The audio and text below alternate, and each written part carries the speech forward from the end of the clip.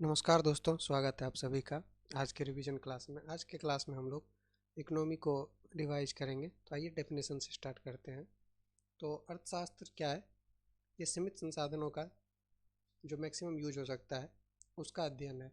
तो इस हिसाब से अर्थशास्त्र वह विज्ञान है जो सीमित संसाधनों से समाज के सर्वाधिक लाभ का अध्ययन करता है। तो इकोनॉमिक्स में हम लोग जो हमारे पास रिसोर्सेस लिमिटेड है उससे पूरे समाज का ज़्यादा से ज़्यादा भला कैसे हो इसके बारे में हम लोग अध्ययन करते हैं। एक बुक थी द वेल्थ ऑफ नेशन, इनके राइटर थे एडम स्मिथ। ये भी कई बार क्वेश्चन में पूछा जाता है। तो ये 1776 ईस्वी में लिखा गया था। इसमें इन्होंने इकोनॉमिक्स को कहा, धन का विज्ञान कहा था। जो एडम स्मिथ साहब थे, इन्होंने द वेल्थ ऑफ नेशन में इकोनॉमिक्स को धन का विज्ञान, साइंस ऑफ मनी कहा था। तो अब हम लोग इकोनॉमी का वर्गीकरण करेंगे। जब हम लोग किसी देश के इकोनॉमी के बारे में स्टडी करते हैं तो जो स्टडी करते हैं उसके बारे में उसका हम लोग पहले क्लासिफिकेशन करेंगे। तो जो क्लासिफिकेशन है वो कई बेसिस पे किया जाता है। जो पहला बेस है हमारा, वो सरकार की भूमिका के आधार पर है। जो किसी देश की इकोनॉमी है उसमें सरकार की क्या भूमिका है, इसके आधार पर हम लोग इकोनॉमी को 3 पार्ट में डिवाइड करते हैं। एक तो पहला होता है पूंजीवादी अर्थव्यवस्था, कैपिटलिस्टिक इकोनॉमी। दूसरा होता है समाजवादी अर्थव्यवस्था, सोशलिस्ट इकोनॉमी। और तीसरा होता है मिश्रित अर्थव्यवस्था, यानी कि मिक्स्ड इकोनॉमी। तो आइए हम लोग एक एक करके इस तीनों के बारे में स्टडी करते हैं। तो जो पूंजीवादी अर्थव्यवस्था होता है, इसमें क्या होता है, उत्पादन के साधनों पर निजी स्वामित्व पाया जाता है। पूंजीवादी अर्थव्यवस्था में जो भी उत्पादन का साधन होगा उस पर सबका जो प्राइवेट ऑनरशिप होगा, निजी स्वामित्व होगा। वस्तुओं एवं सेवाओं का उत्पादन निजी लाभ के लिए किया जाता है। जो गुड्स एंड सर्विसेज होगा उसका जो प्रोडक्शन होगा वो अपने प्राइवेट निजी लाभ के लिए किया जाएगा। वस्तुओं एवं सेवाओं के उत्पादन एवं वितरण में सरकार की भूमिका न्यूनतम होता है। इसमें जो सरकार का भूमिका होता है न्यूनतम होता है। जो भी काम करते हैं वो प्राइवेट लोग ही करते हैं। इसका जो उदाहरण है, इसका सबसे बड़ा उदाहरण है यूएसए, उसके बाद यूके, जापान। इस तरह से जो इन सब जगहों पर है, सरकार का जो इंटरफेरेंस रहता है बहुत कम होता है। और ये एडम स्मिथ के कहे पटने एडम स्मिथ का जो थ्योरी था उस पे चलता है। और इन्होंने बुक लिखा था द वेल्थ ऑफ नेशन। इसमें उन्होंने लाइसेंस फेयर के बारे में बोला था। इसमें क्या होता है, अहस्तक्षेप की नीति। सरकार जो है कोई हस्तक्षेप नहीं करता है। और जो पूरा इकोनॉमी है ये डिमांड और सप्लाई पर बेस्ड होता है। जिस तरह से डिमांड होगा उस तरह से जो प्राइवेट प्लेयर हैं सप्लाई करेंगे, और वो फिर डिमांड और सप्लाई के बीच में जो फिर सप्लाई करेंगे उससे अपना उत्पादन के हिसाब से वो अपना निजी लाभ कमाएंगे।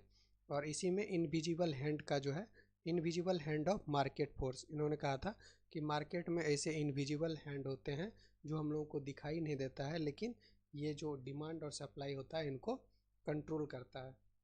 तो पूंजीवादी अर्थव्यवस्था हम लोग देख लिए, इसमें जो भी होता है सारा चीज़ प्राइवेट होता है। निजी स्वामित्व के लिए उत्पादन के साधन जो है वो इस पर निजी स्वामित्व पाया जाता है। ये यूएसए यूके सब में चलता है। ये बेस्ट है एडम स्मिथ के book the wealth of nation में। इसमें लेसेज फेयर के बारे में हस्तक्षेप की नीति होती है, और इनविजिबल हैंड से इसमें invisible hand of market force जो है डिमांड और सप्लाई को कंट्रोल करता है।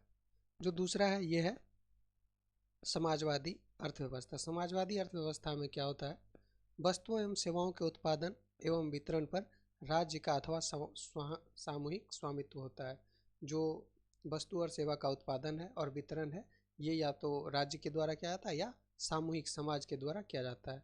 उत्पादन, आपूर्ति एवं कीमत सब का निर्णय सरकार करती है। कितना उत्पादन करना है, कितना आपूर्ति करना है, उसका कीमत क्या होगा, ये समाजवादी अर्थव्यवस्था में सरकार तय करती है। अब जो समाजवादी अर्थव्यवस्था है उसको 2 पार्ट में डिवाइड किया गया है।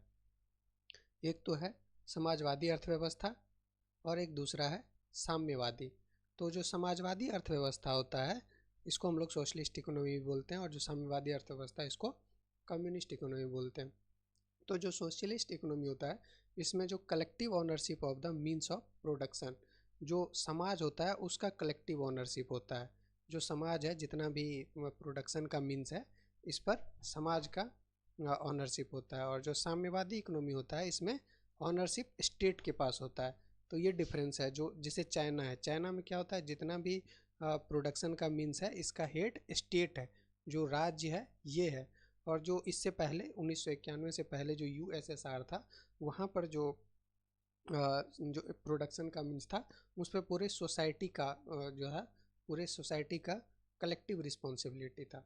अब देखिए, ये जो समाजवादी अर्थव्यवस्था है ये बेस्ड था कार्ल मार्क्स के थ्योरी पे, और इसको हम लोग सेंट्रली प्लान्ड इकोनॉमी बोलते हैं, इसको नॉन मार्केट इकोनॉमी बोलते हैं। और जो पूंजीवादी अर्थव्यवस्था है उसको मार्केट इकोनॉमी कहते हैं और इसको नॉन मार्केट इकोनॉमी कहते हैं। जो ये छोटे छोटे चीज़ हैं ये सब डायरेक्ट ऑब्जेक्टिव में कई बार पूछा जाता है। तो अब देखिए, जो समाजवादी अर्थव्यवस्था था ये कैपिटलिस्ट इकोनॉमी को बोलते थे, बेस्ड ऑन एक्सप्लॉयटेशन। ये लोग बोलते थे कि जो कैपिटलिस्टिक इकोनॉमी है उसमें जो साधारण जनता है उनका एक्सप्लॉयटेशन होता है। कैसे? जैसे वो लोग अभी डिमांड बहुत ज़्यादा है तो सप्लाई थोड़ा कम कर दिए, और फिर उसमें प्राइस इंक्रीज कर दिए, और प्राइस इंक्रीज करके फिर इन्होंने प्रॉफिट कमा लिया, और ये प्रॉफिट जो इन लोगों के नज़र में था ये बेस्ड ऑन एक्सप्लॉयटेशन था। और इसके रिस्पॉन्स में जो कैपिटलिस्टिक इकोनॉमी था, इन्होंने समाजवादी अर्थव्यवस्था को कहा स्टेट कैपिटलिज्म।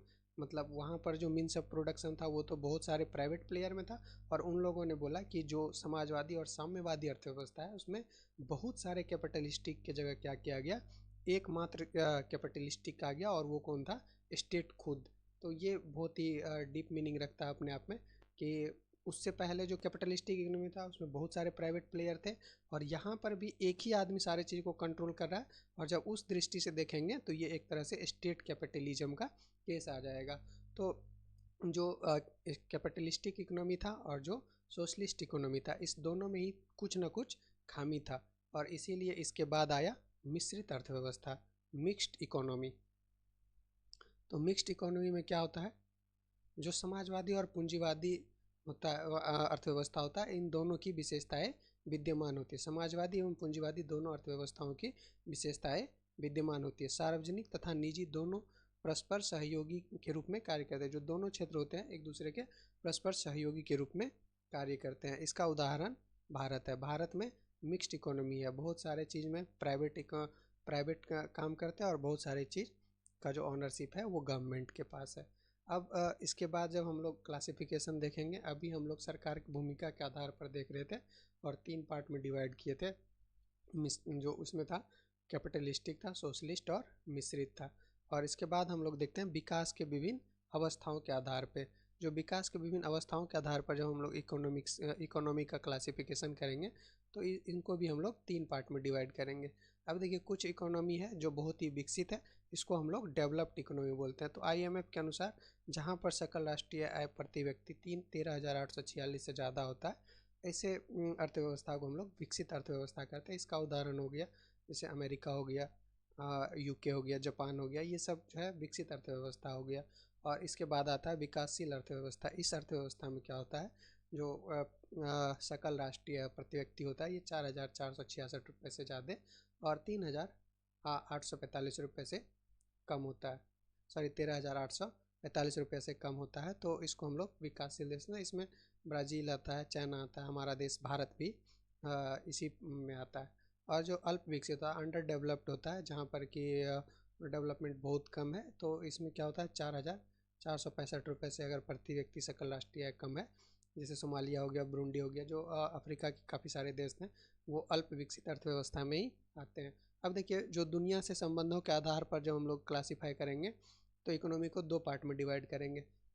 विश्व के साथ संबंधों के आधार पर जब हम लोग डिवाइड करेंगे तो एक तो होता है ओपन अर्थव्यवस्था यानी कि खुली अर्थव्यवस्था, ओपन इकोनॉमी, और एक होता है बंद अर्थव्यवस्था यानी कि क्लोज्ड इकोनॉमी। आज के डेट में लगभग सारी अर्थव्यवस्थाएं खुली अर्थव्यवस्थाएं हो गई। भारत भी 1991 से पहले जब एलपीजी आया था, लिबरलाइजेशन, प्राइवेटाइजेशन, ग्लोबलाइजेशन, उससे पहले लगभग बंद अर्थव्यवस्था था, यानी कि ज़्यादा चीज़ें बाहर से मंगाते नहीं थे और ना ही ज़्यादा चीज़ें हम लोग बाहर एक्सपोर्ट करते थे, बस वही चीज़ें मंगाते थे जो बहुत ज़रूरी होती थी।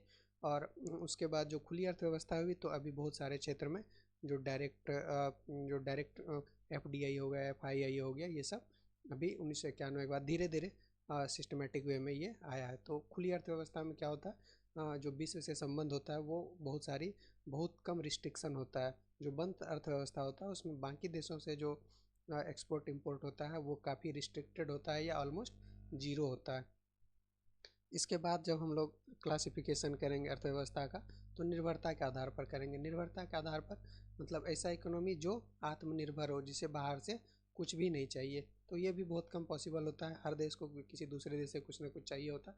लेकिन जो मैक्सिमम चीज़ होता है, जैसे टेक्नोलॉजी हो गया या फिर बहुत सारा चीज़ हो गया आज के डेट में, जो हथियार होता है, ये सब अगर किसी को दूसरे देश से नहीं चाहिए तो फिर उसको आत्मनिर्भर देश माना जाता है। दूसरा होता है आर्थिक आश्रित अर्थव्यवस्था। ऐसा देश जो हर छोटे छोटे चीज़ के लिए दूसरे किसी देश पर डिपेंडेंट होता है, इसे हम लोग डिपेंडेंट इकोनॉमी या आश्रित अर्थव्यवस्था कहते हैं। और एक होता है परस्पर निर्भर अर्थव्यवस्था, यानी कि एक चीज़ के लिए ये देश उसके पास उस पर डिपेंडेंट है और दूसरे चीज़ के लिए ये देश इस पर डिपेंडेंट है। तो ऑलमोस्ट लगभग देश जो है एक दूसरे पर निर्भर ही होते हैं। तो आज हम लोग इकोनॉमी का डेफिनेशन देखें और इकोनॉमी का क्लासिफिकेशन देखें। तो नेक्स्ट क्लास में हम लोग इकोनॉमी का नेक्स्ट चैप्टर रिवाइज करेंगे। Thank you.